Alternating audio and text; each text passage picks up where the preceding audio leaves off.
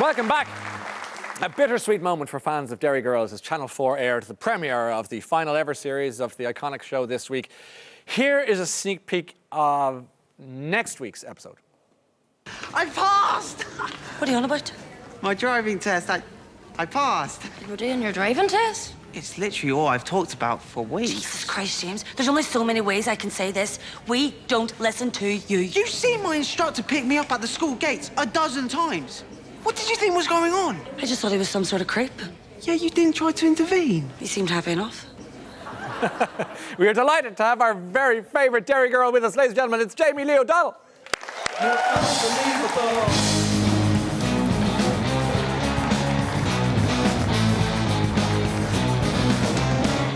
You're unbelievable.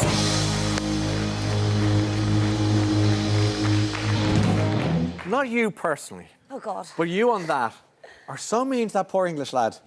Like, is it the best crack? It is. It is. Usually whenever we get the scripts as well, and we're kind of going through the lines, and just, I remember Lisa was sort of, she'd rang me and she'd said that we're going to be doing this, and this happens. And every time, every season, I'm just like, how are you going to figure that out to get us at this mental place and then get us back down for next week? And then the lines, obviously, that I get are just brilliant. You just sort of go with it. Yeah. You know what I mean? And they're just always good crack. You were saying during the week that particularly this series, because I was watching last night, and you were so right. Every episode, having not seen the other, but it felt like a little mini movie in its own right. I mean, it's got epic, but only in such a small episodic. It's like overwhelming, isn't it? Yeah, but it's only 25 minutes an episode or thereabouts. But yet it felt like I watched a feature length. Like, it's massive. They really, really wanted to go for it. Like Lisa and Mike, the director as well. Whenever we got the scripts and we were discussing the shots and everything, like I knew it was going to be bigger and better than the other two, because I think every season I said this, Lisa and Mike outdo themselves. You know, from 1 to 2 and 2 to 3. It's just, it's always bigger and more, and I think it's brilliant. I think the fans love it like that. When I was in Derry just before the pandemic, and I saw the mural. Have you seen the mural of Derry Girls? It is amazing. Is that the weirdest thing in the world, or is it the most beautiful thing in the world for you to pass by? Do you know, it's amazing. It's sort of overwhelming as well, because you don't really get used to your Even face still? being that size. Of course, because in Derry, obviously in the north in general, murals are they have such big importance and historical importance. For different reasons. For very different reasons. And then for them to sort of do that with us, it's just a really proud moment. It always is. So positive as well, though. Amazingly positive for the city, just to add to like the sort of tapestry that is Derry. It's sort of brilliant to sort of put a wee thing on that. You're like my grandmother from Derry, the real deal Derry girl, and I suppose in some ways, unlike the others, you're the authentic From the Derry city, woman. Yeah. Does that make you more invested in it? Does that make you more proud of it? Does that make you more excited by it all? I don't know about that, because I know everybody, like even all the cast and all the crew that work on the show, like I think everything, don't they? Everybody's just really into it, and they really love it, and you can tell when you're on set, like all the crew as well love it and work really hard on it. So I think everybody's sort of honorary Derry people whenever we're doing it. I think that's the best way to describe it. I can see that. There's a great relationship between you and the rest of the other girls, including the poor fella, as Liam Neeson called him. It's all right, love.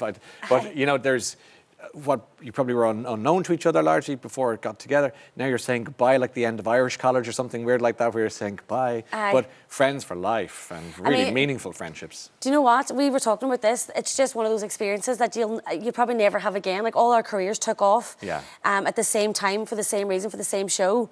And it just sort of exploded for us all, and that's like an experience. I think that it's hard to sort of pinpoint and put into words, but it's something that we're all going to share forever, and it's just something really special for us all. Can I? This may be a rude question. You don't have to answer, but can I ask you how old you are? I'm 117. Good answer. And very, very wise. Are you? Would you consider telling me what age you are? This is the thing about that it sort of gets in my nerves a bit.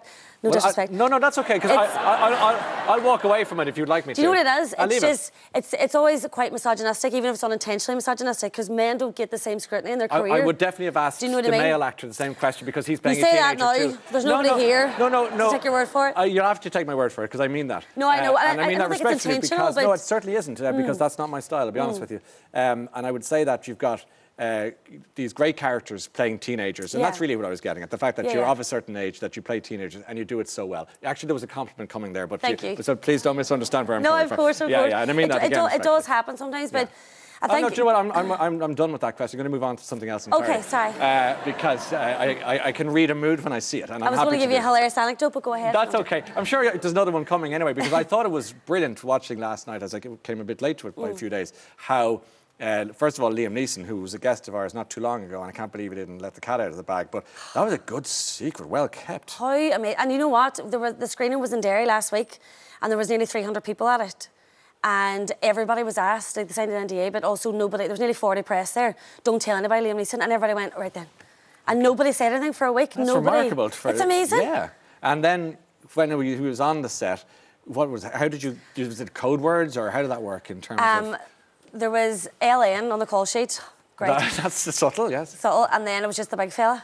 The big fella's on set, the big fella's coming, the big fella's coming. Okay. And I know it was great, it was brilliant. It was a career goal to work with Liam Neeson. How amazing is that? And the fact I'd done it last year and couldn't tell anybody to know, absolutely killed me. It was so hard. Was it fun then on set with him? He's so lovely. He's brilliant crack. He's everything you'd want Liam Neeson to be. He's got a good comedy in him, you know what I mean? And he plays it really straight. Yeah. He had been in extras with Ricky Gervais some years ago, and I thought, okay, I didn't realise he had that in him, but sure enough, and equally on Derry Girls, he was fab. Brilliant crack.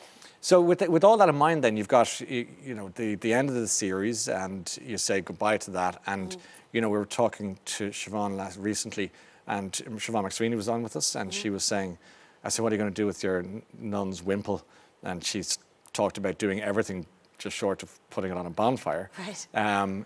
Or do you feel the same about your characters at the end of that now, or do you feel, are you going to keep any mementos from it, or is that I done? mean, my outfits are obviously a lot nicer than Siobhan's. Yeah, I mean, let's be honest, they were pretty cool. Our costume designer, Kathy Pryor, done an amazing job with our costumes. Definitely. And mine's especially on set. I always had cool jackets and it always looked class.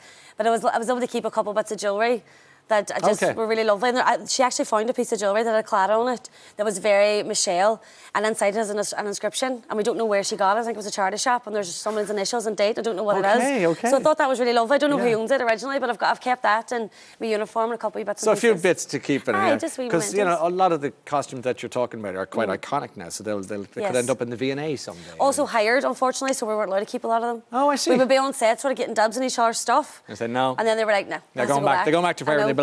Okay, and then as I mentioned a bit before about Friends for Life, you keep in touch with everyone. Do you think that's going to happen, or is it like the band splits up and we'll see when they see Reunion it? in 10 years. Yeah, no, exactly. I think we do keep in touch, but thankfully, again, the whole bittersweet thing, everyone's really busy at the minute, which is great to see, but I'm sure there'll be plenty of parties at some point. Yeah, and you've got movies going on. Yes. Do you want to mention any of those? Yes, Unwelcome's coming out. It's in the next few months. It's a horror movie that I've done.